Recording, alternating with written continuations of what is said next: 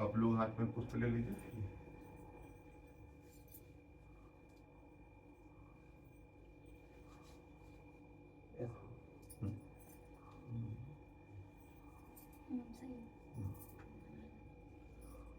भगवान का ध्यान करिए।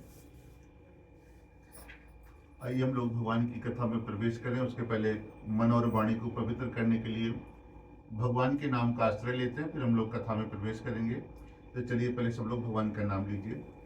ओम श्रीमन्नारायण नारायण नारायण भजमन नारायण नारायण नारायण विष्णु नारायण नारायण नारायण गोविंद नारायण नारायण नारायण भक्ति नारायण नारायण नारायण मुक्ति नारायण नारायण नारायण बद्री नारायण नारायण नारायण द्वारिका नारायण नारायण नारायण जगन्नाथ नारायण नारायण नारायण। अथ प्रथमोऽध्याय। एक समय की बात है, नैमी सारण तीर्थ स्थान पर सौनक आदि ऋषियों ने 88,000 ऋषियों ने श्री सूर्य भगवान से पूछा कि हे प्रभु, इस कलयुग में वेद विद्या चरित मनुष्यों को भगवान की भक्ति कैसे मिलेगी और मनुष्यों का उद्धार कैसे होगा? आप उसके विषय में बतलाएं, क्योंकि आपने बहुत सारे शास्त्रों में अलग अलग विषयों पर आपने सब कुछ बताया है, परंतु कोई एक ऐसा छोटा सा उपाय आप बता दें जो संसार में सभी मनुष्यों के लिए संभव हो और वो करने से भगवान की कृपा उसके परिवार पर हमेशा हमेशा के लिए बनी रहे और जब तक वह संसार में रहे सब प्रकार की सुख सुविधा भी उसको मिलती रहे और अंत में उसको नरक नहीं जाना पड़े, भगवान के धाम प्राप्त हो जाए। तो इसी बात को लेकर के एक बार नैमी सारण तीर्थ क्षेत्र पर 88,000 महात्मा एकत्रित हुए और इसी बात को चर्चा कर रहे थे कि ऐसा कौन सा पूजा पाठ है, कौन सा दान है जिसको करने से भगवान की भक्ति सभी मनुष्यों को सहजता से मिल जाए, जिसमें मेहनत कम करना पड़े और पुण्य ज्यादा मिले। तो सभी महात्मागण इसी बात को चर्चा कर रहे थे, कोई उपाय समझ में नहीं आ रहा था। तो पास ही मार्ग से उसी से बगल से ही श्री सूत जी महाराज जा रहे थे। उनकी दृष्टि पड़ी कि आज ये महात्मागण यहाँ पर किस चिंता में बैठे हैं, चलो हम लोग आज इनकी सभा में चलते हैं, देखते हैं। जैसे सूत जी महाराज का वहां पर आगमन हुआ, जितने भी महात्मा थे सब खड़े हो गए और खड़े होकर के सामने सूत जी महाराज को प्रणाम किया। तो सूत जी के महाराज में थोड़ा सा संकोच हुआ, यहाँ पर जितने भी महात्मा बैठे हुए हैं सब हमसे उम्र में बड़े हैं, कोई 100 साल का है, कोई 500 साल का, कोई 10,000 साल का, कोई 1-1 लाख वर्ष के महात्मा थे वहां पे और सभी लोग बैठे हुए हैं, सब सूत जी महाराज को प्रणाम कर रहे हैं। तो उनके मन में संकोच हुआ। तब ऋषियों ने कहा कि हमारे सनातन धर्म की सुंदरता है, कोई धन में बड़ा होता है, कोई ज्ञान में, कोई पैसे में, कोई ताकत में, कोई किसी चीज में बड़ा होता है, परंतु जो ज्ञान में बड़ा होता है वो सब जगह पूजनीय है। तो हो मुनिवर, आपको हम लोगों से ज्यादा ज्ञान है, इसलिए हम लोग आपके ज्ञान को प्रणाम करते हैं। तब सभी जितने भी महात्मा गण थे सब लोग बैठ के सूत जी महाराज को आसन दिया गया और उनका पूजन करके बिठाया गया। और फिर सभी महात्मा कहते हैं कि हे मुनिवर, आपके ऊपर आपके गुरु जी की बहुत बड़ी कृपा है। अगर बच्चा खूब बढ़िया पढ़ने में अच्छा मन लगा के पढ़े, गुरु जी की हर बात को माने, तो गुरु जी जो अपने बच्चे को शिक्षा नहीं देते हैं वो उस शिष्य को दे देते हैं। तो व्यास जी के बहुत ही लाडले शिष्य थे ये। तो आज्ञाकारी होने के कारण जितनी भी विद्याएं उनके पास थी सब कुछ सूत जी महाराज को पढ़ा दिया था। तो सूत जी महाराज भी अपने गुरु जी की तरह ये भी परम ज्ञानी थे। सभी महात्माओं ने हाथ जोड़ा, कहा कि आप बताएं कि ऐसा कौन सा पूजा पाठ है, कौन सा दान है कलयुग के लिए, कि ऐसा कोई उपाय बताना कि जो हर मनुष्य के लिए संभव हो, गरीब आदमी भी कर सके, मीडियम वाला भी कर सके और पैसे वाला भी कर सके। तब कहते हैं कि आप लोगों ने आज मनुष्यों के भलाई के लिए बहुत ही अच्छी बात पूछी है। जिस काम के करने से मनुष्य मोह माया से छूट जाता है वो मैं कहता हूं, सो ध्यान से सुने। कहते हैं एक समय की बात है, नारद जी के मन में विचार आया कि चलो आज हम समस्त देवलोक भ्रमण करते हैं। तो नारद जी गणेश लोक जाते हैं, देवराज इंद्र के दरबार स्वर्ग जाते हैं और माता भगवती कैलाश पर्वत पर सभी देवताओं के धाम गए हैं और घूमते घूमते धरती पर आए। तो यहाँ पर देखा जितने भी मनुष्य रहते हैं सब के सब दुखी हैं, कोई धरती पर सुखी नहीं है। तो नारद जी ने सोचा कि पहले एक बार पूरी धरती का हम भ्रमण कर लेते हैं, मुख्य मुख्य स्थानों का।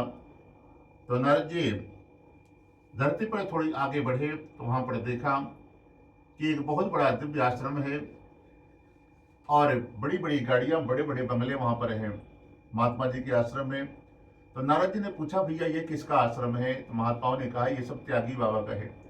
तो बोले ये कौन से त्यागी हैं, कितने बड़े बड़े महल गाड़ी बंगला रखे हुए हैं और बनने को त्यागी बाबा का आश्रम है? मतलब ये सारी माया को इकट्ठा करके बैठे हैं और नाम त्यागी रखे हैं। तो नारद जी को लगा कि लगता है धरती पे कलयुग का असर है, सब लोग नाम तो त्यागी होगा परंतु सारी माया मोह सब इकट्ठा करके वो बैठे रहेंगे।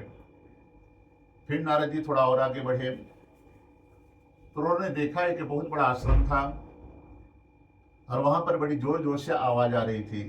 तो जिनके जो भक्त गण थे साथ में नारद जी ने पूछा कि भैया ये किसका आश्रम है? तो बताइए सब मौनी बाबा का है। बोले यहाँ तो सब शांति होना चाहिए, मौनी बाबा का आश्रम है, परंतु इतना कोलाहल तो और हमने कहीं नहीं देखा है, इतनी जगह घूम करके आए और जितना मौनी महाराज के आश्रम में है। फिर नारद जी थोड़ा और आगे बढ़े तो एक घर था, वहां 10-12 बच्चे खेल रहे थे बाहर। तो बोले ये सब बच्चे किसके हैं? सब बोले ब्रह्मचारी जी के हैं। बोले धरती पर घोर कलयुग आ गया है। मतलब नाम ब्रह्मचारी और बच्चों की लाइन लगी हुई है, त्यागी बाबा है, माया मोह से पूरा सब भरे हुए हैं। तो लगता है कलयुग में यही हाल है सबका। फिर नारद जी थोड़ा और आगे बढ़े तो एक महात्माओं के काफी बैठ करके मंदिर में भजन कर रहे थे, तो उनका भी हालचाल पूछा कि भैया आप लोगों के यहाँ कैसे चल रहा है? तो लोगों ने कहा कि भगवान की कृपा से हमारे पास कोई समस्या नहीं है, क्योंकि जो सच्चे महात्मा होते हैं वो कुछ इकट्ठा करते नहीं है, आज कमाए और फिर बाहर निकलते ही सब बांट देते हैं, कुछ अपने पास रखते ही नहीं है। क्योंकि पालनहार वो भगवान विष्णु है, जिन्होंने जन्म दिया है तो पैदा होने के पहले वो दूध की व्यवस्था कर देते हैं भगवान। तो जो भगवान को चिंता होती है हम लोगों को कैसे पालन पोषण होगा, कैसे खाएंगे, कैसे रहेंगे, तो हम लोगों को चिंता करने की कोई जरूरत नहीं, बस हमको जरूरत है भगवान का चिंतन करने का। यदि हम भगवान का चिंतन करेंगे तो हमारे लिए क्या अच्छा है क्या नहीं है वो सारी व्यवस्था अपने आप करते रहते हैं। व्यर्थ में चिंता नहीं करना चाहिए, भगवान का चिंतन करना चाहिए। क्योंकि जितने भी संसार में जो भी कार्य हो रहा है, जो हो चुका है और आगे जो होने वाला है, सब उनकी कृपा से होता है, हमारे राम जी के, कृष्ण जी के, नारायण की कृपा से ही होता है।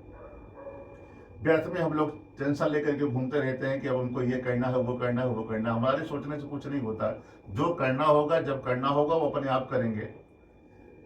तो नारद जी को लगा कि लगता है ये महात्मा लोग प्रसन्न है, क्योंकि इनको कुछ पाने की इच्छा नहीं ना, जिसको होने का गम है। क्योंकि जिसको इकट्ठा करना है माया, उसी को टेंशन है कि आज 1 लाख है तो अगले हफ्ते भर में इनको 2 लाख इसको कर देना है, बिजनेस बड़ा कर देना है, बड़ा घर लेना है, बड़ी गाड़ी। टेंशन तो उसको है जिसको आगे बढ़ाना है, जिसको कुछ पाने की इच्छा नहीं है और जिसके पास कुछ है ही नहीं है, कुछ खो जाएगा उसका भी कोई गम नहीं है उनको कि हमारा ये चीज चला जाएगा। इसलिए महात्मा लोग भगवान का खूब भजन करते हैं और कल की चिंता नहीं करते हैं, सब भगवान पे छोड़ देते हैं, जो करना होगा जैसे करना होगा वो जाने।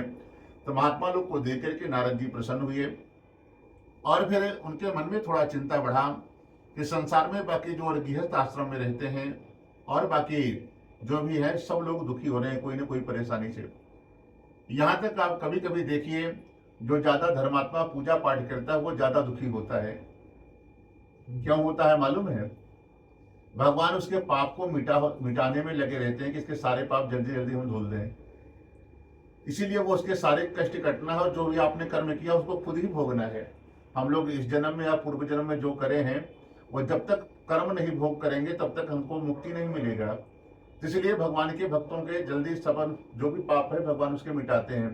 शरीर में बीमारियां आ जाएंगी, कुछ घर में परेशानी देंगे, कुछ न कुछ हमेशा उसका चलता है कि सारे पाप भगवान जल्दी धोने में लगे रहते हैं, क्योंकि जब तक कर्म का फल उसी को भोगना है। परंतु मनुष्य काफी लोग नास्तिक हो जाता है, भगवान का पूजा पाठ छोड़ देता है कि हम इतना पूजा करते हैं फिर भी हमको फल नहीं मिलता। अरे भगवान आपके ऊपर कृपा कर रहे हैं, आपके पाप को धो रहे हैं और अंत में वो अपने धाम बुलाने के लिए अपनी तरह आपको निर्मल कर रहे हैं, और हम लोग निर्मल नहीं है। कैसे कि जब भी हम लोग सोते हैं ना, आंख में कीचड़ आ जाता है तो उससे पता चल जाता है हम लोग कितने गंदे हैं। देवताओं लोग के एकदम निर्मल रहता है, कभी कितना भी कभी भी सोएंगे, कहीं भी रहेंगे, कभी आंख में कीचड़ नहीं आएगा, क्योंकि इनकी दृष्टि एकदम पवित्र है, और वो लोग सभी देवता लोग बड़े पवित्र हैं। तब नारद जी आए हैं और फिर भगवान के पास जाते हैं कि चलो नारायण के पास चलते हैं बैकुंठ लोग। वही कुछ ना कुछ मार्ग, कुछ ना कुछ रास्ता मनुष्य कल्याण के लिए, कि मनुष्यों का कैसे भलाई हो, कैसे सब लोग प्रसन्न हो जाएं, किसी के जीवन में कोई समस्या नहीं रहे और सभी लोग सुखी हो जाएं, इसी के लिए नारद जी को समझ में नहीं आया। तो बीणा बजाते हुए श्रीमन नारायण नारायण का भजन करते हुए भगवान के धाम बैकुंठ पहुंच गए। तो वहां जाकर के देखा है कि श्री हरि नारायण विराजमान हैं, जिनके हाथ में शंख चक्र गदा और पद्म है, और बरमाला पहने हुए भगवान वहां पर विराजमान हैं। ऐसे भगवान को देख करके नारद जी ने दोनों हाथ जोड़ करके भगवान को सबसे पहले पहुंचे तो वहां पर प्रणाम किया और कहा कि हे भगवान, आप अत्यंत शक्ति से संपन्न हैं। ऐसे भाव से कहिए कि हम लोग भी भगवान के धाम नारायण के यहाँ पहुंचे हुए हैं। भगवान से प्रार्थना कर रहे हैं नारद जी कि हे भगवान, आप तो अत्यंत शक्ति से संपन्न हैं, मन और वाणी में आपको कोई नहीं पा सकता। हे प्रभु, ना आपका आदि है न अंत है, जिसके कारण आप सभी भक्तों के दुखों को दूर करने वाले हो। ऐसे भगवान को हमारा प्रणाम स्वीकार हो, नमस्कार स्वीकार हो। तो भगवान को जब प्रणाम किया तो नारद जी ने, तो भगवान ने भी हालचाल पूछा कि कहिए नारद जी, कैसे आपका हमारे पास आज आगमन हुआ है। तो नारद जी ने पूरी कथा सुनाई कि हे प्रभु, आज हमारी इच्छा हुई कि समस्त देवलोक में जाएं, तो सभी देवलोक में गए, वहां पर सब बढ़िया बढ़िया चल रहा था। परंतु जब धरती पर गए तो कुछ ठीक नहीं चल रहा है प्रभु, सब नाम के विपरीत उल्टा चल रहा है। वहां पर नाम कुछ और काम कुछ और है उनके, सभी जगह मिलावट हो गया, विकृति आ गई है। प्रभु आप हमारा मार्गदर्शन करें कि जो लोग परेशान है संसार में, वो लोग सुखी कैसे हों, क्योंकि गृहस्थ आश्रम में जितने भी लोग रहते हैं उनके जीवन में तो बहुत सारी समस्या है, कुछ न कुछ समस्या सबके जीवन में बना हुआ है। बस सुखी वही है जो आपकी शरणागति ले लिया है, आपका दास बन गया है, जो साधु संत सब कुछ त्याग दिए हैं। बाकी जितने भी गृहस्थ में है कोई सुखी नहीं है प्रभु। और कोई ऐसा पूजा पाठ आप बता दें, कोई दान बता दें जो हम धरती के मनुष्यों को जाएं, बता दें, और मनुष्य एक बार भी जीवन में कर ले तो हमेशा हमेशा के लिए प्रभु आपकी कृपा उसके परिवार पर बनी रहे और कभी कोई समस्या जीवन में नहीं आए। तो भगवान ने कहा कि हे नारद जी, आज आपने मनुष्यों के भलाई के लिए बड़ी अच्छी बात पूछी है। जिस काम के करने से सभी मनुष्य मोह माया से छूट जाएगा, सभी पापों से मुक्त हो जाता है, निर्भय हो जाता है, और जिनके परिवार में संतान नहीं होती हैं, संतान होने लगती है, ऐसे आज हम आपको एक पूजा व्रत के विषय में बताने जा रहे हैं। तो जब इसे भगवान ने बताने प्रारंभ किया तो नारद जी ने हाथ जोड़ करके कहा कि हे प्रभु, यहाँ पर आप मत बतलाइए, क्योंकि यदि आप यहाँ पर बता दोगे तो संसार में इतनी बड़ी जनसंख्या है, हमारे पास इतना समय कहाँ रहता है कि 2 पल से ज्यादा हम कहीं रुकते नहीं है, फिर आगे जाना पड़ता है। हम एक एक आदमी को कैसे जाके बताएंगे।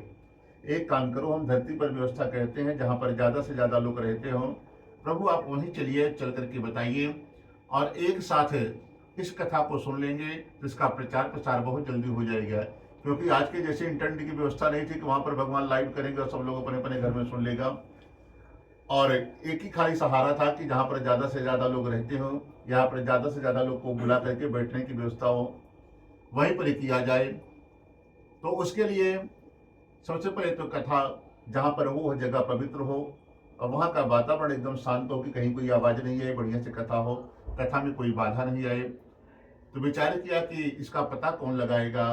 तब तक भगवान श्री हरिनारायण का सुदर्शन चक्र कहता है, हे प्रभु आप हमको खाली आदेश मात्र कर दो, और अभी हम कुछ पल में ही जाते हैं, पूरी धरती पर भ्रमण करेंगे, जो सबसे बढ़िया स्थान होगा हम आपको अभी बताते हैं। तो सुदर्शन जी महाराज भगवान से आदेश लेकर के पूरे धरती पर भ्रमण किया, और भ्रमण करते करते आज नैमी शरण पहुंचते हैं।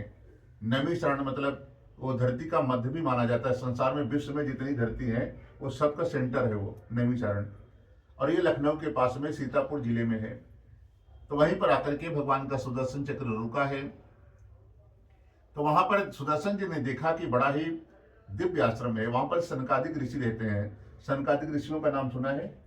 भगवान विष्णु का पहला अवतार है। सनक, सनक नंदन, सनातन और सनत कुमार। भगवान जब भी आते हैं 4 रूप लेकर के धरती पर आते हैं, 4 हाथ लेकर के आते हैं। तो पहला अवतार भगवान का सनकादिक ऋषियों के रूप में हुआ था, काफी समय ये लोग बद्रिकाश्रम में रहे, उसके बाद फिर नैमिषारण्य आकर के वहां पर बस गए।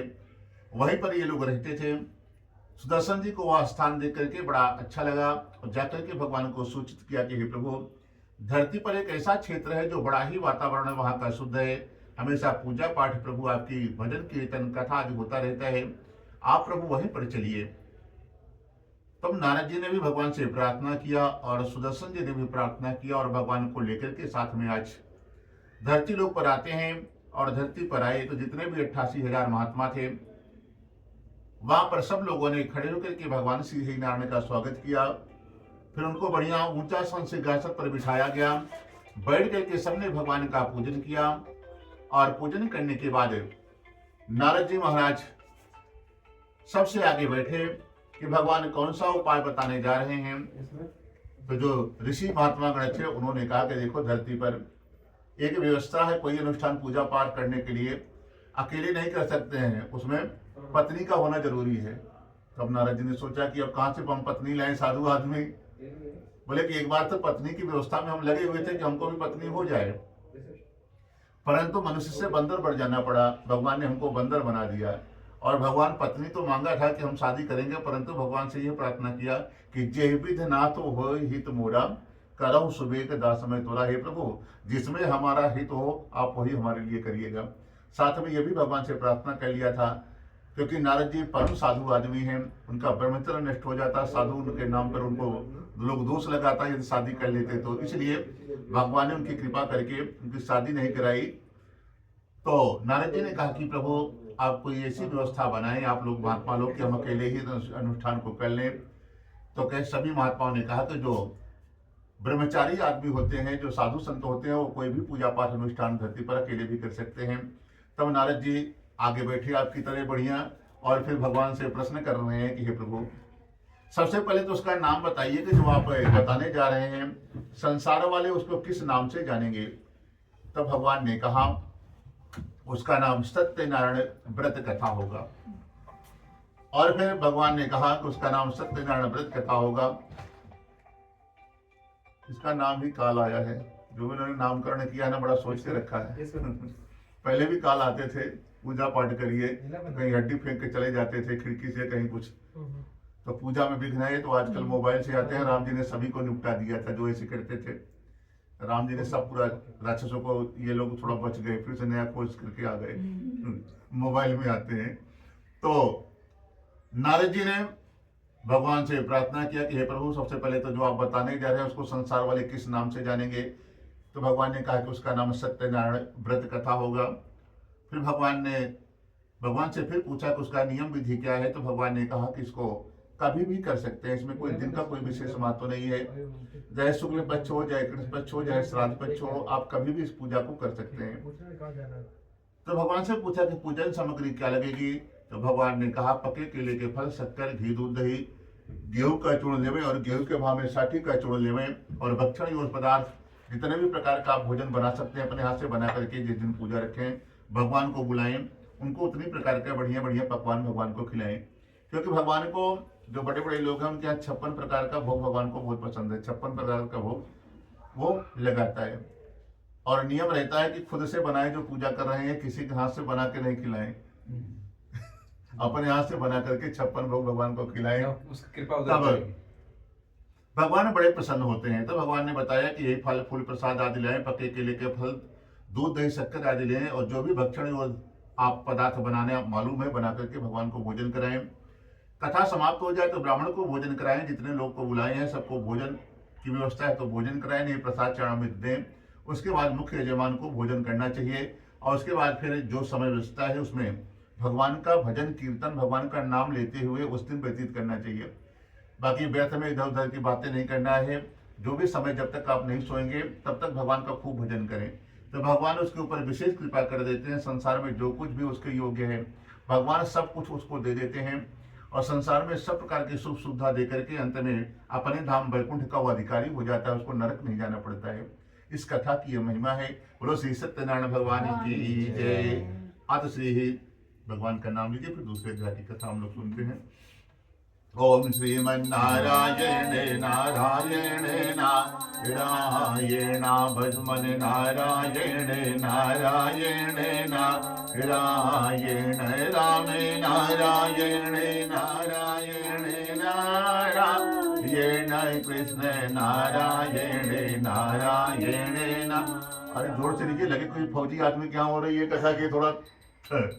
ओम श्रीमन्नारायण नारायण नारायण भजमन नारायण नारायण नारायण भक्ति नारायण नारायण नारायण मुक्ति नारायण नारायण नारायण गोविंद नारायण नारायण नारायण राम नारायण कृष्ण नारायण बद्री नारायण नारायण नारायण भजमन नारायण नारायण नारायण। बोलो सत्यनारायण भगवान की जय। अथ द्वितीय अध्याय। दूसरे अध्याय में एक ब्राह्मण की कथा है। काशी क्षेत्र है, वहां पर एक सतानंद नाम का ब्राह्मण रहता है। ब्राह्मण बड़ा गरीब है, परंतु उसके पास धन नहीं है, रहने के लिए घर नहीं है, खाने पीने की कोई व्यवस्था नहीं है। फिर भी भगवान का पूजा पाठ करता है, कभी भगवान से कोई शिकायत नहीं करता है कि हमको आपने क्यों नहीं दिया।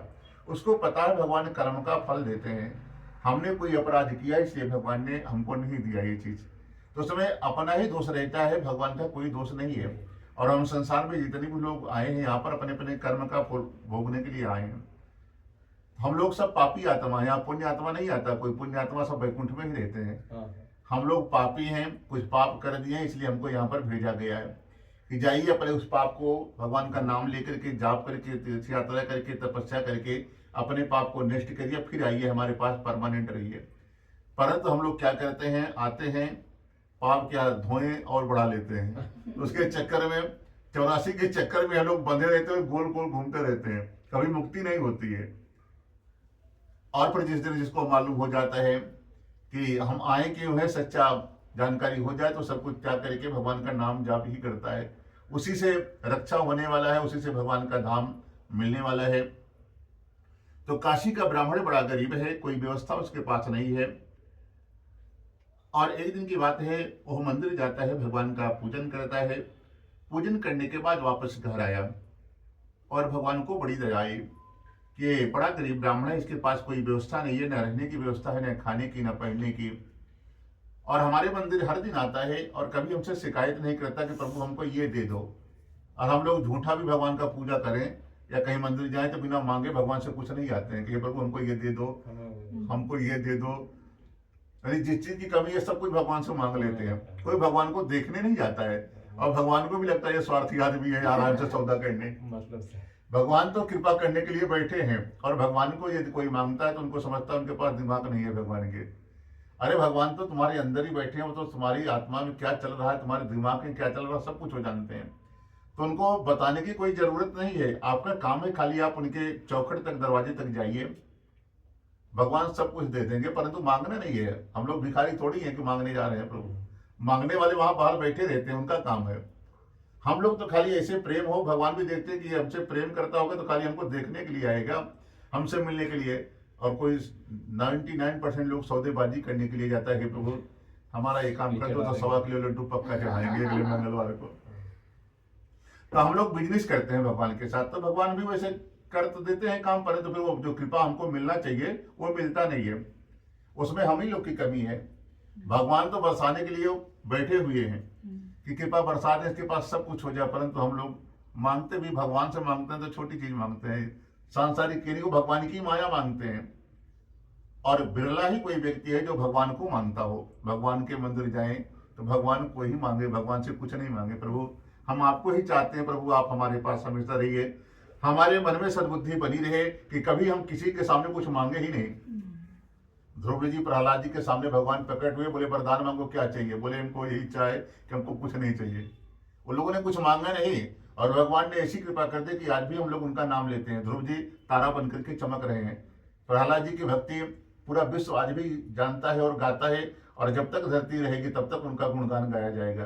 तो भगवान से कुछ नहीं मांगे, भगवान को ही मांगे। जब भी मांगे भगवान को ही मांगे।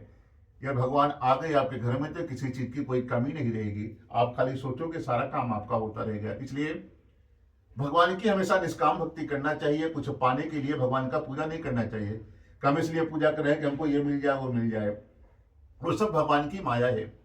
तो ब्राह्मण देवता जाते थे मंदिर और कभी भगवान से कुछ मांगते नहीं थे, भगवान का पूजन करते थे, वापस आ जाते थे। तो एक दिन भगवान को बड़ी दया आई कि हमारे मंदिर जितने भी लोग आते हैं कुछ न कुछ मांगने के लिए ही आते हैं। ये खाली ब्राह्मण है जो खाली हमारे दर्शन के लिए आता है और इसके पास न रहने के लिए घर है, न पहनने के लिए ढंग के कपड़े हैं, न खाने की कोई व्यवस्था रहे, फिर भी ये कुछ नहीं मांगता।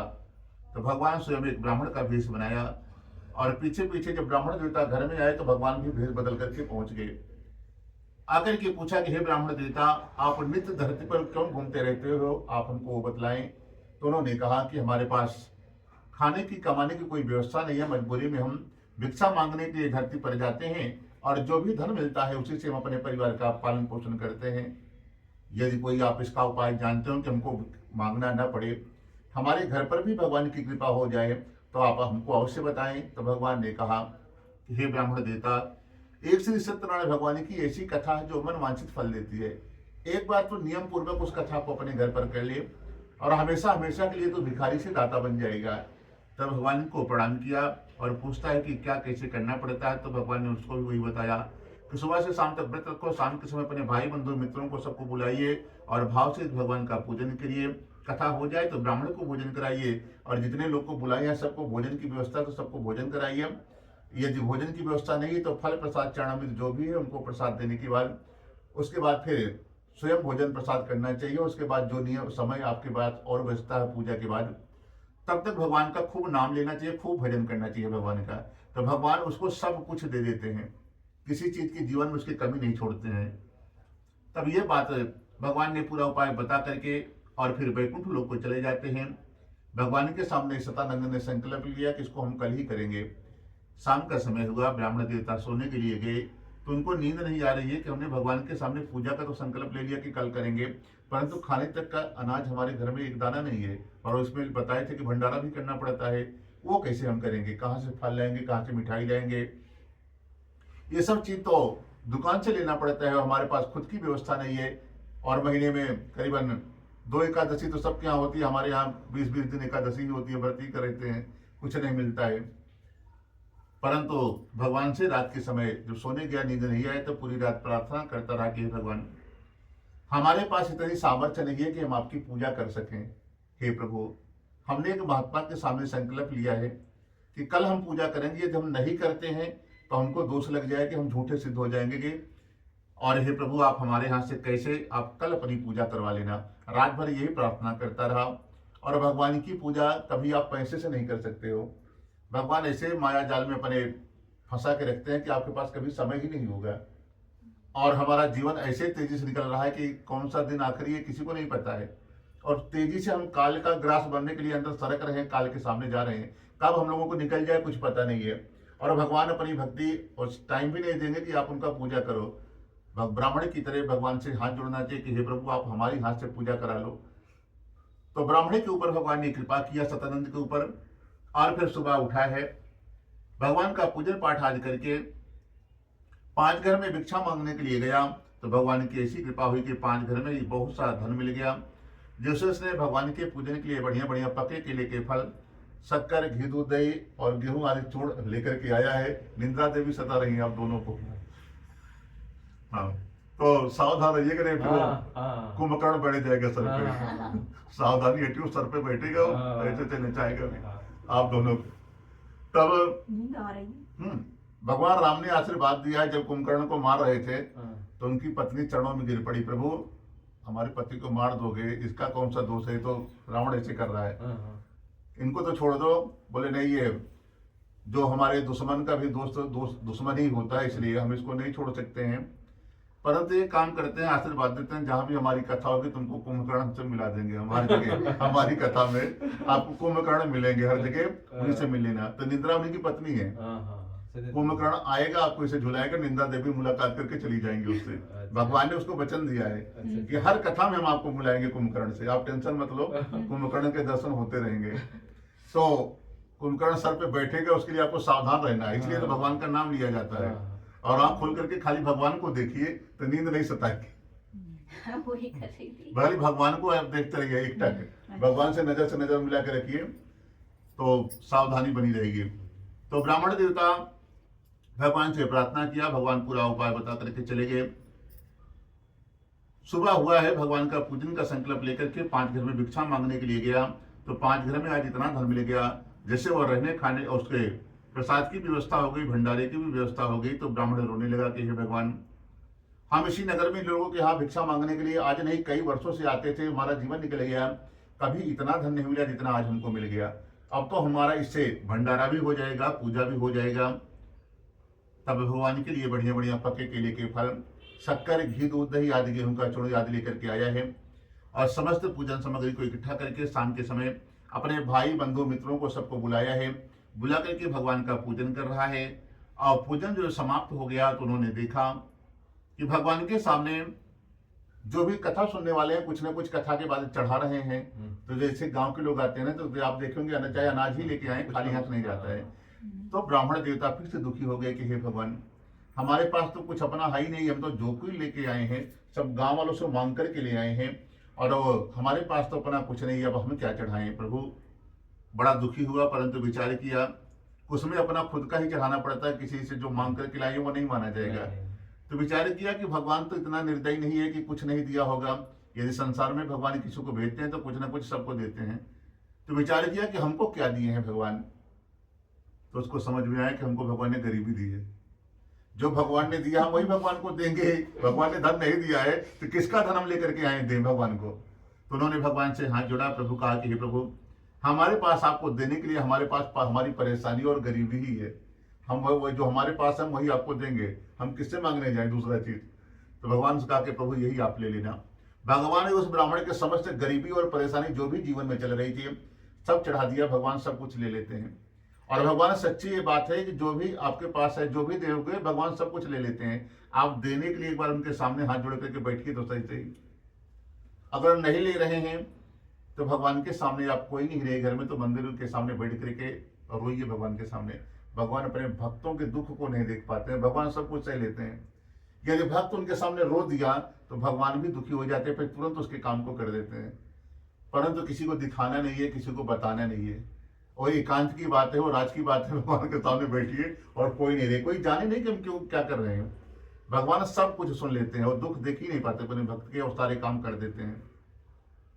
ब्राह्मण के समस्त दुखों को ग्रहण कर लिया भगवान ने, और फिर अगले दिन ही बहुत सा धन उसके प्रदान कर देते हैं, जिससे रहने खाने की सारी व्यवस्था बना ली। तब कहते हैं उस ब्राह्मण की कथा करने के बाद और किसने इस कथा को किया है, तो कहते हैं उसी नगर में एक लकड़हारा भी रहता था, वो भी बड़ा गरीब आदमी था। उसने भी एक दिन सुबह से शाम हो गई, लकड़ियां बेचते बेचते उसका व्यापार नहीं हुआ, और रास्ते में बड़ी जोर से भूख लग गई, प्यास लग गई, और पास में उसके पास धन नहीं था कि कुछ दुकान से लेकर के खा सके। तो उसने सोचा कि अब क्या करें। तो रास्ते में एक ब्राह्मण का घर दिखाई पड़ा, सोचा चलो वही मांग करके देखते हैं, कुछ मिल गया तो जलपान कर लेंगे, नहीं हर इच्छा नारायण की, जैसे भगवान की मर्जी होगी। क्योंकि पालनहार तो सबके भगवान ही है, वो खाली पेट उठाते तो है लेकिन शाम तक व्यवस्था कर देते हैं कुछ न कुछ, किसी को सोने नहीं देते हैं खाली पेट। तो ब्राह्मण के यहाँ गए तो वहां देखा कि ब्राह्मण देवता पूजा कर रहा है, लकड़हारा लकड़ियों को बाहर रखा और शांति से जाकर के पूजा में बैठ गया। भगवान की कथा को सुना, प्रसाद लिया, फिर पूछता है कि हे ब्राह्मण देवता, ये आप कौन सी पूजा कर रहे हैं, इस पूजा को करने से क्या फल मिलता है, कृपा करके आप हमको बतलाएं। तब ब्राह्मण ने कहा कि सब प्रकार की मनोकामनाओं को पूरा करा देने वाला श्री सत्यनारायण भगवान का यह पूजा हमारे घर पर चल रहा है। तो पूछा इसको करने से क्या फल मिलता है। तो ब्राह्मण ने कहा कि इसको जो चाहो सब कुछ मिल जाता है इससे। तब तो लकड़हारे ने कहा कि आप हमको भी बतलाएं। बोले गरीबी भी दूर हो जाती है। बोले तुरंत गरीबी दूर हो जाएगी, क्योंकि हम सबसे ज्यादा गरीब हम ही थे इस नगर के। हमने पहली बार भी इस कथा को किया, पहली बार में हमको इतना धन मिल गया, तब से हम महीने में एक बार इस कथा को जरूर अपने घर पर कर लेते हैं और हमारा धन बढ़ता ही जा रहा है। तब तो लकड़हारा बड़ा प्रसन्न हुआ। उसने भी पूरा विधि उपाय पूछा है और पूछ करके भगवान की कथा की तैयारी करता है, संकल्प लेता है कि हम भी अपने घर पर इस कथा को कल करेंगे। तो लकड़हारा घर दिया, उसने भी संकल्प लिया और सुबह पूजा पाठ करके जिस नगर में धनवान लोग रहते हैं, ऐसे सुंदर नगर को जाता है। तो भगवान की ऐसी कृपा हुई कि जिससे वो 10 रुपए में लकड़ियां बेच रहा था वो 40 रुपए दे रहे थे, और 1 घंटे में ही सारी लकड़ियां बिक गई और प्रतिदिन से 4 गुना ज्यादा भी धन उसको मिल गया। तब उसने भी भगवान को प्रणाम किया कि लगता है भगवान खुद हमारे दुख को दूर करना चाहते हैं। फिर भगवान के पूजन के लिए बढ़िया बढ़िया पूजन सामग्री को व्यवस्था किया, फल फूल प्रसाद आदि लेकर के आया है। सुबह से शाम तक व्रत रखा, शाम के समय भगवान का पूजन किया और उसने भी भगवान से वही प्रार्थना किया कि हे प्रभु, हमारे पास भी हमारे जीवन में गरीबी और परेशानी के अलावा कुछ नहीं है, हम भी समस्त इस परेशानी को आपके चरणों में अर्पण करते हैं। भगवान ने उसके भी सारे दुख को ग्रहण किया और धन पुत्र आदि से युक्त किया। संसार में सब प्रकार का सुख भोग करके वो भी लकड़हारा भी अपने घर के लिए चला जाता है। बोलो श्री सत्यनारायण भगवान की जय। ओम श्रीमन्नारायणे नारायणे नारायण भजमन नारायणे नारायणे नारायण विष्णु नारायणे नारायणे नारायण गोविंद नारायणे नारायणे नारायण भक्ति नारायणे नारायणे नारायण मुक्ति नारायणे नारायणे नारायण सत्य नारायणे नारायणे नारायण माता नारायण पिता नारायण माता नारायण पिता नारायण गुरु नारायण नारायण नारायण भजमन नारायण नारायण नारायण। बोलो सत्यनारायण भगवान की जय। आज श्री तृतीय अध्याय। आप थोड़ी देर पहले बता रहे थे घंटी में नंदी बाबा बैठे हुए हैं, ठीक है। पिछली बार बताए थे कि नहीं बताए थे क्यों ये बनता है। किसी घंटी में शेषनाग बने रहेंगे, किसी में गरुड़ भगवान, किसी में नंदी जी, किसी में हनुमान जी। ये इसलिए बनाए रहते हैं कि आप लोग भी देख लीजिए, इसीलिए बनाए रहते हैं कि भगवान का पूजा सब कोई करता है, परंतु भगवान की पूजा का मंत्र किसी को नहीं मालूम होता है कि कब कौन सा मंत्र पढ़ना है। तो ये मंत्र की पूर्ति करते हैं। ये लोग परम विद्वान है, सभी मंत्र को आता है कि कब भोग लगाना है, कब आरती करना है। आपको नहीं भी आता है तो आरती की थाली ले लीजिए, खाली घंटी बजाते रहिए, अपना काम हो जाएगा। वही पुण्य मिलेगा जो आरती गाने का मिलता है। उनकी जिम्मेदारी ये लोग लेते हैं, इसीलिए इनको घंटी के ऊपर भाग में बैठाया जाता है। और जितने भी विद्वान हैं खाली उन्हीं को बैठाया जाता है और किसी को नहीं बैठाया जाता है। इसमें यही सब देवता लोग बैठते हैं जो परम ज्ञानी है, परम विद्वान है, ठीक है। तो क्योंकि हम भोग लगाते हैं, कुछ भी करते हैं तो खाली घंटी ही तो बजाते हैं, मंत्र सबको थोड़ी आता है किस चीज का क्या मंत्र है। तो भगवान से ये प्रार्थना कि प्रभु मंत्र आप जानिए, हम तो खाली अज्ञानी आदमी हैं। तो श्री तृतीय अध्याय तीसरे अध्याय में एक राजा की कथा है। उल्कामुख नाम का राजा है। राजा बड़ा ही धर्मात्मा है। उसकी पत्नी भी कमल के समान मुख वाली और सती और साध्वी है। भद्रशिला नदी के तट पर उन दोनों ने एक बार श्री सत्यनारायण भगवान जी का पूजन का आयोजन किया और भगवान का पूजा कथा वहां पर चल रही थी। और भद्रशिला नदी शायद हमारे तमिलनाडु क्षेत्र में, कर्नाटक में कहीं है शायद, हाँ यही पास में, यही दक्षिण भारत में ही है। तो वहीं पर वो कथा चल रही थी और उसी नगर में एक साधु नामक वैश्य रहता था। वो भी व्यापार से वापस घर के लिए जा रहा था और वो सोने चांदी का कारोबारी था और नाव को किनारे ठहराया और राजा को पूजा करते हुए देख करके राजा ने सोचा ये शाम के समय राजा पूजा कर रहा है तो जरूर कोई विशेष बात होगी, चलो हम भी चल करके देखते हैं। साधु वैश्य ने नाव को किनारे ठहराया है और राजा के पास चला गया। राजा को पूजा करते हुए देख करके विनय के साथ दोनों हाथ जोड़ करके पूछने लगा कि हे राजन, आप भक्ति चित्त भाव से ये कौन सा पूजा कर रहे हैं और ये पूजा करने से क्या फल मिलता है, कृपा करके आप हमको बतलाइए। तब कहते हैं कि इसको करने से क्या फल मिलता है, कृपा करके आप हमको बतलाइए। तब कहते हैं, तब उन्होंने कहा कि हे साधु वैश्य, हमारे पास कोई संतान नहीं है और एक संतान पाने की इच्छा से हम लोग पूजा कर रहे हैं। क्योंकि राजा उस दिन मंदिर गया और राजा प्रतिदिन मंदिर जाया करता था, तो राजा के पास बहुत सा धन था और मंदिर जब भी जाए, चाहे धन वाले हो जाए चाहे निर्धन जाए, कभी खाली हाथ नहीं जाना चाहिए, कुछ ना कुछ लेकर के जाना चाहिए। तो राजा जाता था तो हर दिन बढ़िया बढ़िया पकवान बना करके लेके जाता, खाने पीने का, कपड़े, धन लेकर के जाता। तो राजा मंदिर गया तो बहुत सारे धन और खाना पीना बना करके गया। तो मंदिर के बाहर जो पहले बैठे रहते हैं दोनों तरफ, उनको भरपेट भोजन कराया सबको। जिनके तन पे फटे हुए कपड़े थे सबको कपड़े दिया, अन्न सुखाद्य और पूछा आपको क्या परेशानी है, किस चीज़ की जरूरत है, वो सब उनको दिया। और फिर मंदिर गया, भगवान का पूजन कर रहा था। तो राजा उस दिन बड़ा उदास था। तो मंदिर का पुजारी देखा, लगता है राजा आज बड़े चिंता में है, कोई बात होगी। तो पूछा कि राजन, आप इतनी चिंता में क्यों हैं, आप हमें बतलाएं। तो राजा ने कहा कि हमारे पास कोई संतान नहीं है, और जिसके पास कोई संतान नहीं होती है वो हमेशा दुखी रहता है, क्योंकि राजा है, धन बहुत बड़ा है, बहुत ज्यादा प्रॉपर्टी सब कुछ भरा हुआ है, परंतु यूज करने वाला ही कोई नहीं है। तो ऐसे धन को लेकर के क्या करेगा वो राजा। इसलिए राजा बड़ा उदास था। पुजारी को बताया, पुजारी ने कहा कि राजन आप चिंता न करें, हम आपको एक बहुत छोटा सा उपाय बता देते हैं, उसी को आप खाली कर लेना, और भगवान ने चाहा तो 1 साल के अंदर ही आपके घर पे संतान हो जाएगी। जब ये बात सुना तो पुजारी से पूरा उपाय विधि पूछा, पूछ करके राजा घर गया, मंत्रियों को आदेश दिया। मंत्रियों ने बढ़िया वेदी मंडप जैसे आपने यहाँ पर सजाया है, बढ़िया वेदी चौकी बनाया, भगवान नारायण की मूर्ति को ले गए, स्थापित किया, कलश आदि रखा गया, सभी देवताओं का पूजन हुआ। और फिर वहां पूजन कर ही रहा था कि साधु नामक वैश्य आ गया, और वैश्य ने पूछा कि आप क्यों कर रहे हैं, क्या कर रहे हैं। तो उन्होंने यही बताया कि प्रभु आज हम मंदिर गए थे, हमको एक महात्मा ने, ब्राह्मण ने बताया कि आप इसी विधि के अनुसार यदि नदी के किनारे करोगे तभी 1 साल के अंदर आपके यहाँ संतान हो जाएगी। तो उसी की मनोकामना की पूर्ति के लिए हम लोग आज यहाँ पर भगवान का पूजन कर रहे थे। तब साधु वैश्य ने कहा कि भैया देखो, समस्या हमको भी सेम है, हमारे पास भी सोने चांदी का कारोबार है, धन की कोई कमी नहीं है, परंतु संतान घर में एक भी नहीं है। आप भी हमको वो बता दें कि कैसे करने से हमारे यहाँ भी संतान हो जाएगी। तो उनको भी वही उपाय बताया कि आप भी सुबह से शाम तक व्रत रखो, शाम के समय अपने भाई बंधु मित्रों को बुलाइए, और बुला करके शाम के समय भगवान का पूजन का आयोजन करें, कथा हो जाए तो ब्राह्मण को भोजन कराएं, सब लोग को जितनों को बुलाए हैं भोजन प्रसाद कराइए, फिर बाद में स्वयं भोजन करिए, और उसके बाद जो भी समय बचता है भगवान का भजन कीर्तन वर्जन करते हुए समय को आपको व्यतीत करना है। बस इतना करने मात्र से ही सारा काम भगवान आपके कर देंगे, खाली आपको नियम विधि को पार लगाना है। जब ये बात सुना, साधु वैश्य अपने घर गया, अपनी पत्नी को बताया कि हे देवी, एक ऐसी कथा के विषय में आज हम सुन करके आए हैं कि जिसको करने से जिनके यहाँ संतान नहीं होती हैं उनके यहाँ संतान हो जाती हैं। तो सेठानी जी ने कहा कि हे सेठ जी, ये हमको पूजा कल ही आप करा दीजिए।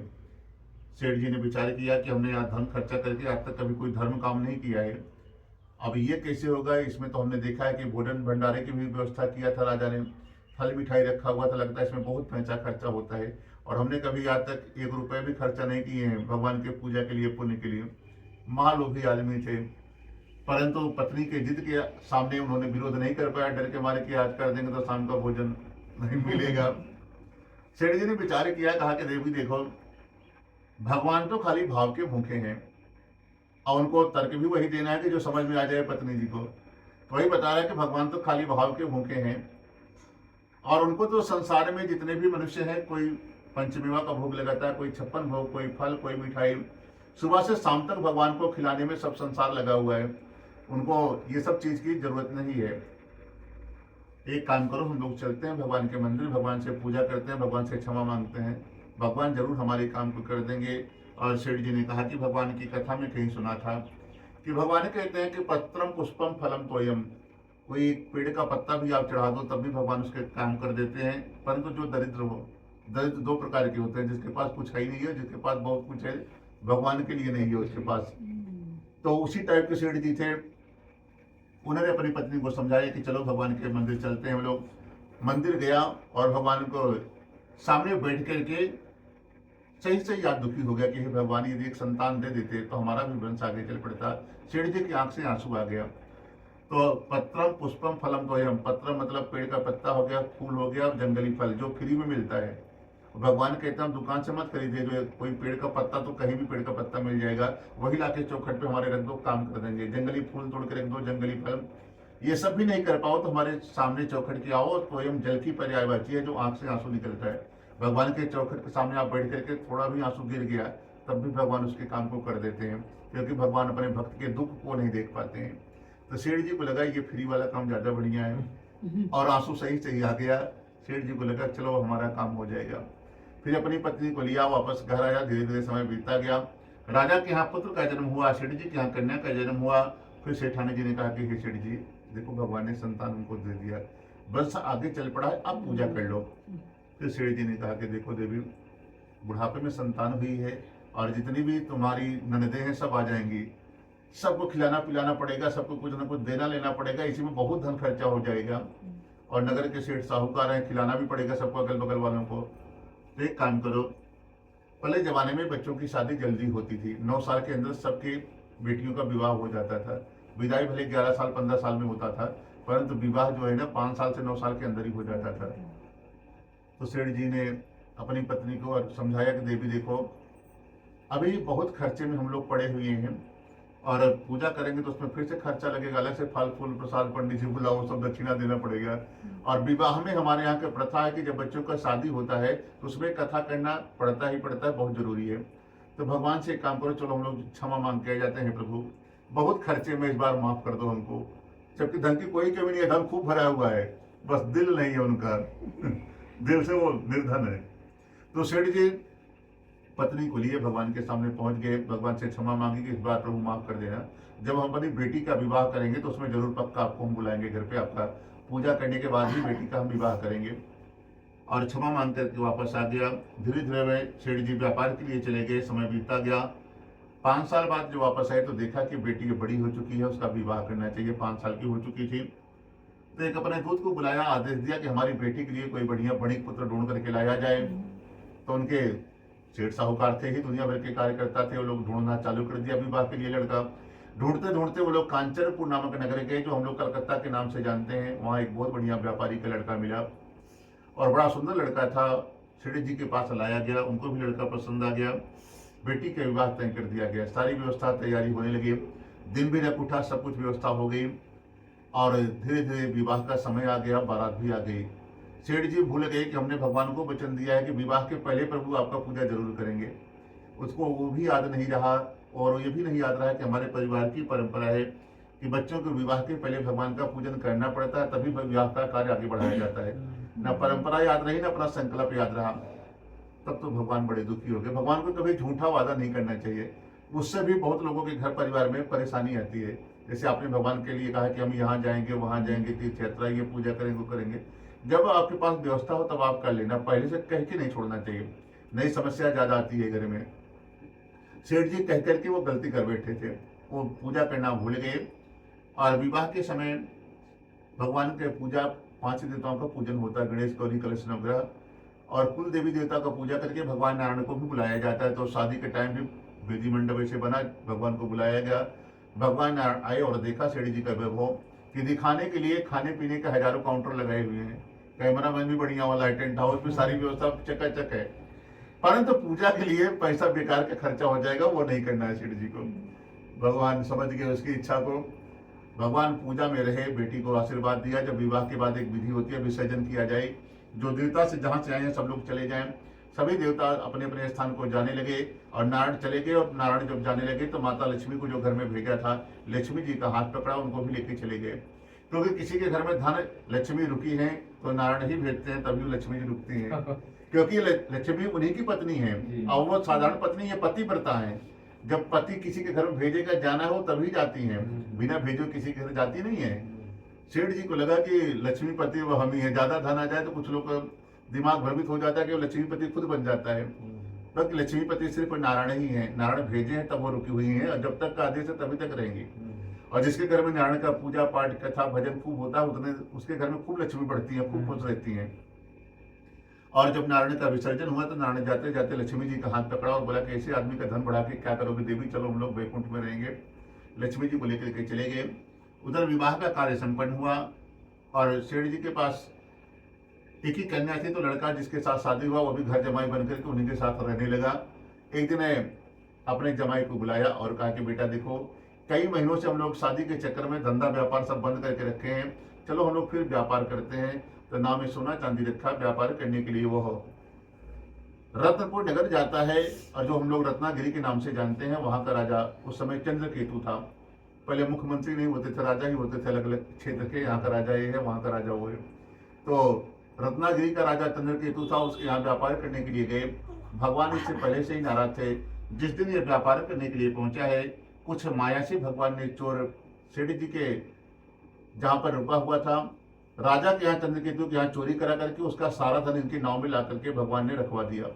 और पीछे से सिपाहियों को खबर कर दिया कि जिधर सेठ जी का धन अरे सेठ जी के पास धन रखा हुआ है, चोरों को इधर भागे थे, उधर ही सिपाहियों को खबर कर दिया कि जाकर के वहीं तुम्हारा धन रखा है, उधर एरिया में जाइए। सिपाही लोग आए और देखा कि घर में चोरी हो गई है। भगवान नगरवासी बन करके बता दिए तो उनको पता चल गया था सिपाहियों को चोरी हो गई है। चोरों को पकड़ने के लिए जिधर इशारा कर दिया था भगवान दौड़े चोर लोग को पकड़ने के लिए सिपाही। और दौड़ते दौड़ते, रात का समय था क्योंकि लाइट का खोज तब नहीं हुआ था, चंद्रमा का ही, चंदा मामा का इशारा था, तो रात में कुछ दिखा नहीं। एक नाव दिखी और दो आदमी जंगल में सो रहे थे। उनको लगा कि लगता है यही दोनों चोर हैं, क्योंकि अभी आगे आगे ही भाग रहे थे और हम लोगों के डर के मारे लोग जानबूझ के सो रहे हैं। और वो कौन थे? साधु बनिया और उनका जमाई थका हुआ था उसको राधा व्यापार से। सिपाहियों ने कुछ नहीं पूछा, पहुंचते ही डंडों से लातों से ऐसी पिटाई की सेठ जी की। और सेठ जी बार बार पूछ रहे कि भैया मार क्यों रहे हो? तो लोग बता रहे कि भाई तुम चोर हो। बोले कि यार हमने आज तक तो चोरी कहीं नहीं किया, क्योंकि खुद हमारे पास इतना धन है तो हम क्यों चोरी करेंगे। तो एक थोड़ा सा बूढ़ा आदमी था, उन्होंने कहा कि भाई एक काम करो, ऐसे बिना मतलब के मत मारो, पहले तलाशी ले लो, राजा का धन मिल जाए तब इसको मारो, तब चोर है, नहीं तो हम लोग छोड़ देंगे। जैसे तलाशी लिया, भगवान ने सारा धन उसी के नाम में रखा था, फिर मिल गया, फिर से पिटाई करना चालू कर दी उसकी। खूब अच्छे से पिटाई हुई सेठ जी की।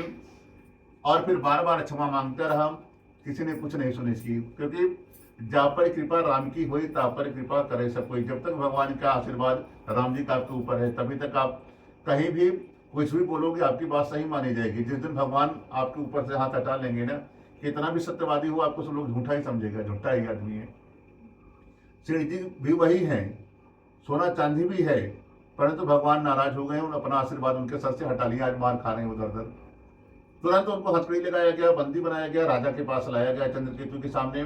उनको भी बार बार सफाई दे रहा था, उन्होंने भी नहीं माना, एक भी बात बोला ये झूठा आदमी है, इसको तुरंत कारागार में डालो, इसका सारा धन कब्जे में लो।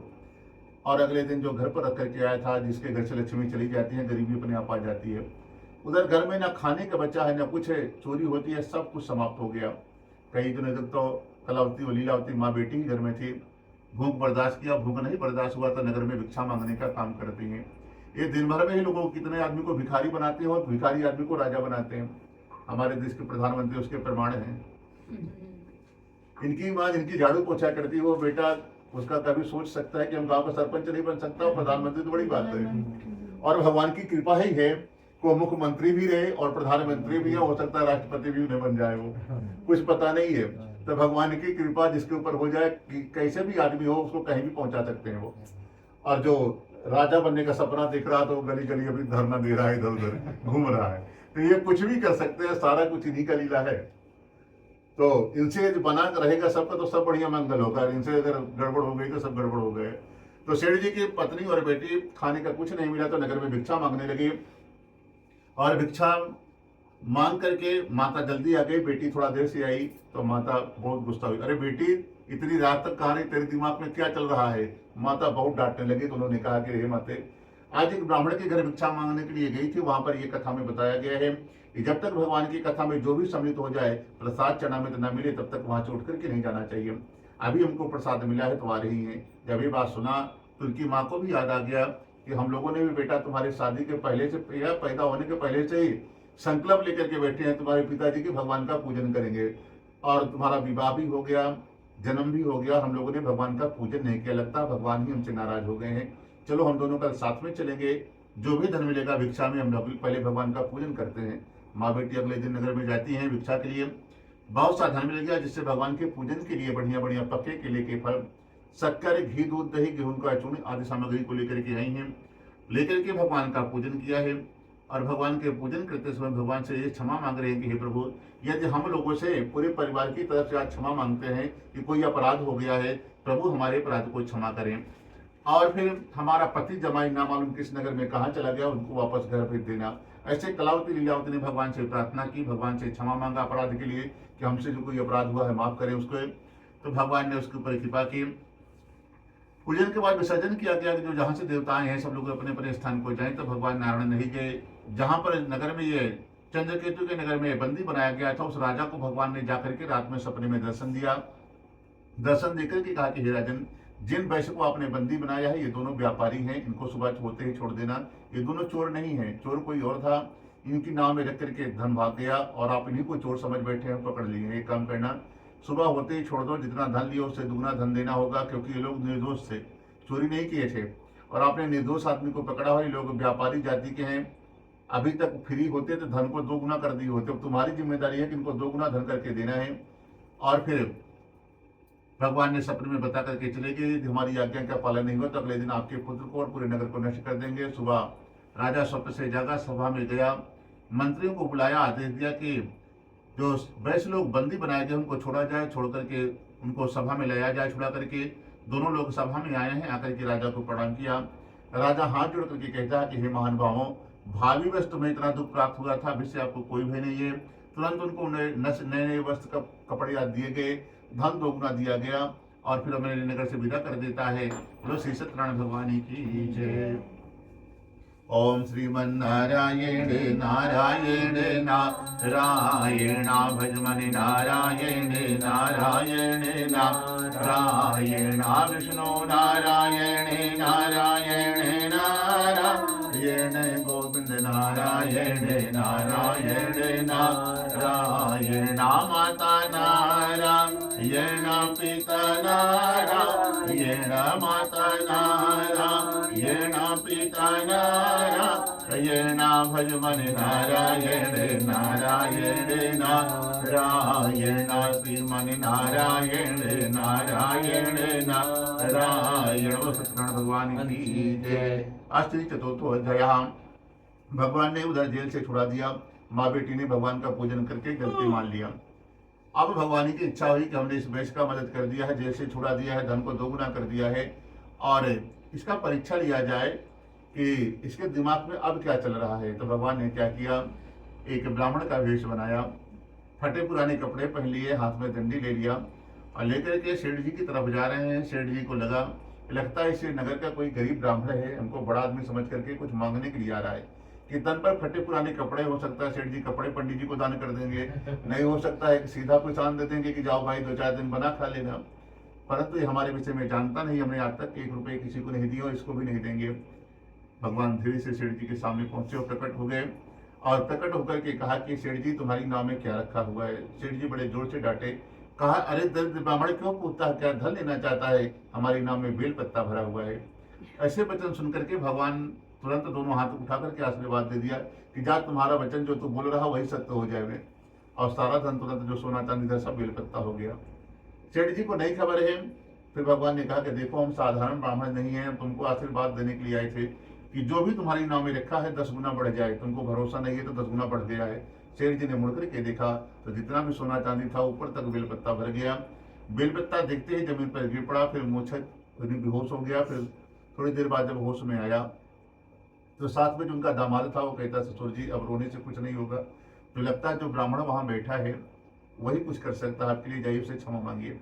जब भगवान के सामने गया और लेट करके त्राहिमाम करके भगवान को प्रणाम किया तो भगवान के चरणों की तरफ देखा तो पहचान गए ये तो साक्षात नारायण है, क्योंकि भगवान के चरणों में शंख चक्र गदा पद्म आदि सब बने रहते हैं।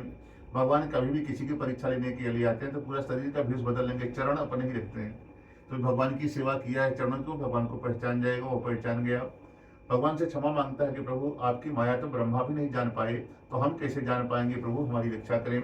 और भगवान से क्षमा मांगा और कहते हैं कि हमारी रक्षा करें। तो भगवान ने कहा कि देख हम आपको क्षमा कर देते हैं। तुरंत भगवान ने उसको क्षमा कर दिया और कहा कि आज के बाद कोई साधु ब्राह्मण तुमसे कुछ मांगने के लिए है, तुम्हारे पास वो है तो मना मत करना है, और फिर मना भी करना तो ऐसे जैसे हमको आपने डांटा है ऐसे डांटना मत, देना है नहीं देना है तुम्हारी मर्जी है। भगवान से क्षमा मांगी कि आज के बाद हमारे यहाँ कोई भी साधु ब्राह्मण आएगा तो खाली हाथ वापस नहीं जाएगा।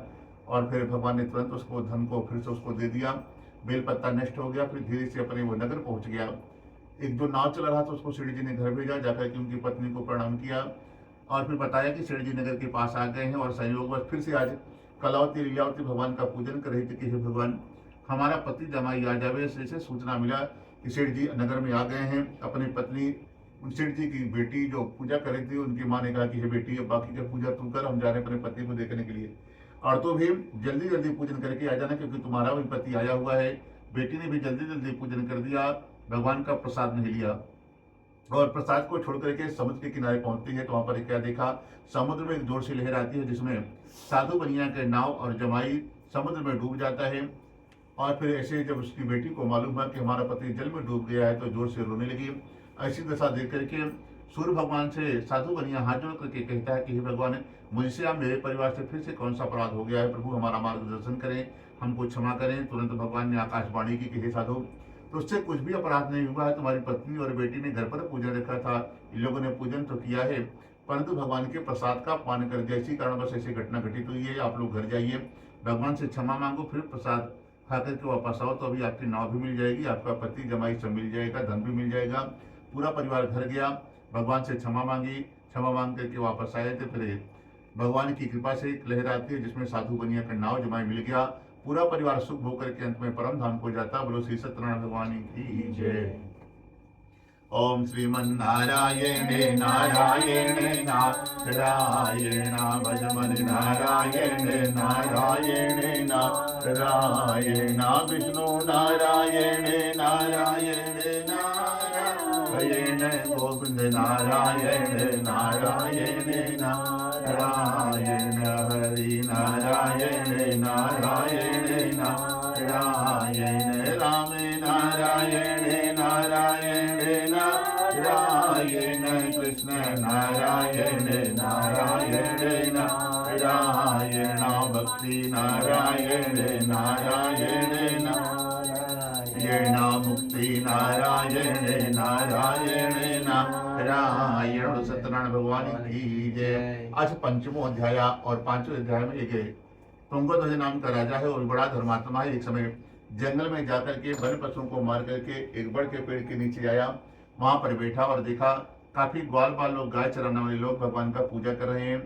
भगवान को देख करके और पूजन को देख करके राजा अभिमान बस वहां पर नहीं गया। नहीं, भगवान को जब पूजन समाप्त हो गया तो ग्वाल बाल लोग प्रसाद लेकर के राजा को देने के लिए गए और उनके हाथ का प्रसाद भी नहीं लिया कि तुम लोग अछूत जात के हो, तुम्हारे हाथ का हम प्रसाद नहीं लेंगे। प्रसाद को त्याग करके राजा अपने नगर के लिए चला गया, वहां अपना सब कुछ नष्ट पाया। तब वो जान गया ये सब भगवान ने ही किया है। फिर पुनः विश्वास करके ग्वाल बालों के समीप राजा आता है, आकर के भगवान से क्षमा मांगता है, ग्वाल बालों से क्षमा मांगता है, फिर प्रसाद मांग करके खाता है। फिर राजा नगर के लिए गया तो जैसे था सब कुछ पुनः प्राप्त हो गया। फिर वह दीर्घ काल तक शुभ होकर के अंत में परम धाम को जाता है। जो भी मनुष्य इस परम दुर्लभ व्रत को करता है, भगवान की कृपा से उसके जीवन में कभी धन और धान की कमी नहीं होती, ना पैसे की कमी होगी, ना खाने पीने की वस्तुओं की कमी होती है। जिन्होंने भी भगवान का पूजन एक बार किया है, यदि वो निर्धन होता है तो धनवान हो जाता है, और किसी बंधन में फंसा होता तो बंधन मुक्त हो जाता है, निर्भय हो जाता है। और जिनके परिवार में संतान नहीं होती है, संतान होने लगती है और सब प्रकार के मनोरथ पूर्ण करके अंत में वो वैकुंठ हो जाता है, उसको नरक नहीं जाना पड़ता है। तब कहते हैं कि जिन्होंने पहले जन्म में कथा की है उनके दूसरे जन्म की कथा हमको बतलाएं। तो कहते हैं जो उल्कामुख नाम का राजा है, वही जो संतान पाने के लिए नदी के किनारे पूजा कर रहा था, वही दूसरे जन्म में राजा दशरथ होते हैं। भगवान स्वयं जाकर के चार पुत्रों का सुख उसको देते हैं। अंत में वो रंगनाथ भगवान का पूजन करके परम धाम वैकुंठ हो जाता है। तो कहते हैं जो लकड़हारा था वो कौन बना है, वही दूसरे जन्म में कहते हैं सिंगबेरपुर नगर का राजा बनता है निषाद राज। भगवान राम के चरणों को धुल करके वही लकड़हारा, दूसरे जन्म में भी लकड़ियों का ही कारोबार था उसका, तो वही भगवान के चरणों को धुल करके पूरे परिवार को भगवान के चरणों को पिला करके वैकुंठ धाम लेकर के चला गया। तो कहते हैं जो जंगल में भगवान के प्रसाद का पान कर दिया वो कौन बना है, कहते हैं वही स्वयंभू मनु होते हैं। बहुत से भक्तों को भगवान की भक्ति में लगा करके परम धाम को चले जाते हैं। तो कहते हैं प्रभु सब तो ठीक है, और ब्राह्मण का क्या हुआ जो सतानंद ब्राह्मण था, कहते हैं दूसरे जन्म में सुदामा जी बने हैं। और भगवान कृष्ण की परम भक्ति करके, गरीबी तो पीछा नहीं छोड़ी, दूसरे जन्म में थी, परंतु भगवान की भक्ति करके वो स्वयं भगवान कृष्ण के बराबर राजा बन करके वो भी परम धाम को जाते हैं। कहते हैं फिर तो ठीक है प्रभु, साधु बनिया का क्या हुआ, कहते हैं साधु बनिया दूसरे जन्म में, पहले जन्म में भगवान का दर्शन करने के बाद सारी कंजूसी छोड़ दिया था। जब नदी के किनारे भगवान का उनका दर्शन हुआ तो सारी कंजूसी छोड़ दिया। जब सारा बेल पत्ता हो गया था तो भगवान को वचन दिया था कि आज के बाद हमारे पास कोई भी साधु ब्राह्मण आएगा तो खाली हाथ नहीं जाएगा। और तब से भगवान की कृपा से इतना दान पुण्य पूजा पाठ कर लिया कि वो अगले जन्म में राजा बना। कर्म से इंसान राजा बनता है, कर्म से आदमी भिखारी बनता है। आपके अपने हाथ में कि हमको अगले जन्म में भिखारी बनना है कि राजा बनना है कि वैकुंठ धाम जाना है। जैसे करोगे उसी हिसाब से होना, वो आपके अपने हाथ में है। जन्म तो पूर्व जन्म के हिसाब से होता है, लेकिन अगला जन्म क्या करना है वो आपके अपने हाथ में है। तो आपको जैसे करोगे वैसे मिलेगा। तो साधु बनिया इतना पूजा पाठ दान यज्ञ कर लिया कि अगले जन्म में राजा बना, और राजा का हम मगध का नाम सुने होंगे। वहां का राजा बना, और राजा बड़ा ही धर्मात्मा था जिसका नाम था मोरध्वज। नाम भी सुने होंगे। वही साधु बनिया है, मोरध्वज नाम का राजा बना और इतना बड़ा दानी था हरिश्चंद्र की तरह कि उसके दान की महिमा द्वितो अलग भी गाते थे। पूरे धरती पर लोग गाता था कि बहुत बड़ा दानी है राजा, बड़ा धर्मात्मा। उनके दरवाजे पे कोई साधु ब्राह्मण चला जाए तो कभी खाली हाथ नहीं आता था, खूब खिलाता पिलाता था, इतना दान करता था कि एक साल किसी के यहाँ मांगने की जरूरत नहीं पड़े, घर में बैठ करके खाए। तो भगवान कृष्णावतार हुआ था, एक दिन विचार किया, अपने मित्र अर्जुन को बुलाया कि पूर्व जन्म में एक साधु नामक वैश्य था, हमारा शिष्य है, इस जन्म में उसको राजा बनाए हैं, चलो उसको परीक्षा लिया जाए। हमको वचन दिया था कि यदि वो हमारे पास है तो कभी हमारे दरवाजे से साधु ब्राह्मण खाली हाथ नहीं जाएगा। अभी वो ऐसे नियम को करता है कि नहीं करता है, चलो देखा जाए। तो अर्जुन ने हाथ जोड़ा कि गुरुजी क्या करना होगा हमको? बोले कि तुम शेर बन जाओ, बाकी हम देख लेंगे क्या करना है। तो पंडित जी बनकर के कन्हैया जी ब्राह्मण बन गए और अर्जुन को शेर बनाया, गले में रस्सी डाला और लेकर के पहुंच गए मगध। तो मगध गए हैं भिक्षा मांगने के लिए ब्राह्मण बन करके। उसका आदेश था कि कोई ब्राह्मण आए तो खूब दान किया जाए, खूब उनके लिए भी खाने पीने का कपड़ा रत्नाभूषण आया। परंतु तो साक्षात नारायण से बोली ये सब हमको नहीं चाहिए, हम अलग टाइप के ब्राह्मण है, आप अपने राजा को बुलाइए, जो लेना होगा हम उसी से लेंगे। राजा को खबर मिला कि आपके दरवाजे पर कोई पहली बार एक ब्राह्मण आया और साथ में शेर लेकर के आया है, उसकी इच्छा है कि हम जो कुछ भी लेंगे राजा के हाथ से ही लेंगे। तो राजा को जब मालूम पड़ा कि कोई ब्राह्मण शेर लेकर के आया तो समझ गया कोई साधारण ब्राह्मण नहीं हो सकता है। ब्राह्मण तो वैसे आते हैं, गरीब रहते हैं, उनके पास तो साइकिल भी नहीं होती और शेर कौन ब्राह्मण लेकर के घूमता है। समझ गया कोई विशेष ही है। राजा भगा सिंहासन से आकर के भगवान के चरणों में लेट गया और कहा कि आप आदेश करें, क्या चाहिए ब्राह्मण देवता। तो भगवान ने आज क्या मांगा है? कहा हे राजन, तुम्हारे दान की महिमा सुनकर के आज हम बड़ी दूर से आए, हम यहाँ से नहीं आए, बहुत दूर वाले हैं, कि उस दरवाजे से, राजा के दरवाजे से आज तक कोई ब्राह्मण खाली हाथ नहीं गया है। तो हमारी इच्छा है, जो हमारे साथ में ये शेर है, ये अखंड व्रत रखा हुआ है, 6 महीने से व्रत करके रखा है। इसकी इच्छा है जो तुम्हारे पास एक बेटा है उसी को खा करके व्रत तोड़ेगा, नहीं तो अपने शरीर को शांत कर लेगा, ये व्रत नहीं तोड़ेगा। और तुम्हारे जैसा दानी धरती पे कोई और नहीं है, कोई और नहीं पूरा कर सकता, ये खाली तुम ही कर सकते हो, क्योंकि तुम्हारी महिमा ये सुनकर के आया है। इसी के लिए हम तुम्हारे पास भिक्षा मांगने के लिए आए हैं कि इसका व्रत तोड़वा दो, नहीं है इसका शरीर शांत हो जाएगा। तब तो राजा डर गया कि ये कौन सा ब्राह्मण है, हमारे बेटे को ही खाना चाहता है। आज तक तो लोग धन वैभव लेकर के चले जाते थे, परंतु उसको याद था पूर्व जन्म भगवान को कि वचन दिया, जिसको भगवान एक बार असली रूप में मिल जाए, जो भी संकल्प लिया है, जो भी बोला है, सब उसको याद रहता है, चाहे जितना जन्म ले। उसको याद था हमने भगवान को वचन दिया है पूर्व जन्म में कि वो हमारे पास है तो हम जरूर खाली हाथ उसको वापस नहीं जाने देंगे, देकर के ही भेजेंगे। इसके पास बेटा था तो उन्होंने याद किया, फिर बुलाया अपने बेटे को, बुलाया कोई बात नहीं, अपने बेटे को बुलाते हैं। तो भगवान को लगा कि लगता है ये मान जाएगा। तो भगवान ने शर्त और थोड़ा बढ़ाई, बोला देखो हमारा शेर जो है बायां भाग नहीं खाता, दाहिना भाग ही खाता है। तो बोले उसके लिए क्या करना होगा? बोले उसको आरे से काट के देना होगा। फिर मान गया वो। फिर भगवान ने और शर्त आगे बढ़ा दी, बोले एक काम करो, तुम पति और पत्नी अपने बेटे को आरे से काट करके दोगे तभी खाएगा। फिर मान गया कि ठीक है। तो फिर उन्होंने, भगवान ने फिर कहा कि देखो एक शर्त है हमारी कि ना तुम्हारी आंख में आंसू आए, ना तुम्हारे बच्चे की आंख में आंसू आए, ना तुम्हारी पत्नी के, तभी हम दान लेंगे। तो जब आरा मंगाया गया, बच्चा बुलाया गया, काटा गया, तो बच्चे की आंख में आंसू आ गया। भगवान ने देख लिया, भगवान जाने लगे। तो छोटा सा बालक हाथ जोड़ करके कहता कि हे प्रभु, हमको इस शरीर से मोह नहीं है, आज नहीं है 70 80 100 साल में शांत होगा, और हमारे घर का ही जो लोग हैं हमको जला करके फिर से मिट्टी में मिला देगा, ये मिट्टी का पुतला है। हमको तो दुख इस बात का था कि आपने खाली दाहिना भाग मांगा था, आधा शरीर घर वाले क्या करेंगे लेके, यदि आप उसको भी ले लेते पूरा शरीर तो दान हो जाता हमारा। तो भगवान ने ऐसे वचन सुन करके तुरंत चतुर्भुज रूप में जैसे सामने है ऐसे प्रकट हो गए, और प्रकट होकर के कहा कि हम साक्षात नारायण है, हमको कुछ नहीं चाहिए। जो शरीर कटा था तुरंत आशीर्वाद दिया, जुड़ गया, आरा रखवाया। भगवान ने कहा कि राजन आप वरदान मांगो, हमने ऐसी परीक्षा आज तक किसी की नहीं ली और तुम्हारी ली, तुम पास हो गए, और आज जो भी मांगोगे आज हम आपको जो भी आप इच्छा होगी हम सब कुछ दे देंगे। पूरे धरती का राजा बनना है या स्वर्ग चाहिए, क्या चाहिए हम सब कुछ दे देंगे।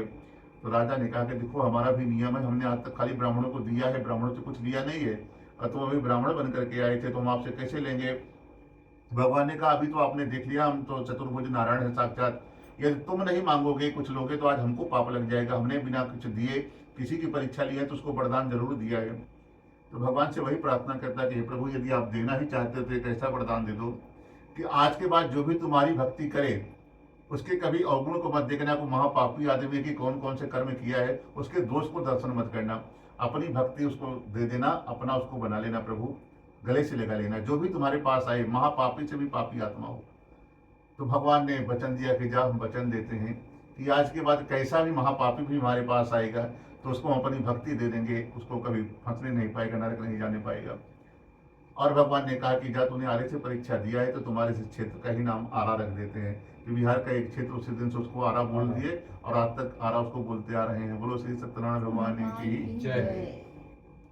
ओम श्रीमन्नारायण नारायण नारायण भजमन नारायण नारायण नारायण विष्णु नारायण नारायण नारायण माता नारायण पिता नारायण माता नारायण पिता नारायण गुरु नारायण नारायण नारायण भजमन नारायण नारायण नारायण ब्रह्मा नारायण विष्णु नारायण ब्रह्मा नारायण विष्णु नारायण शिवजी नारायण नारायण नारायण भजमन नारायण नारायण नारायण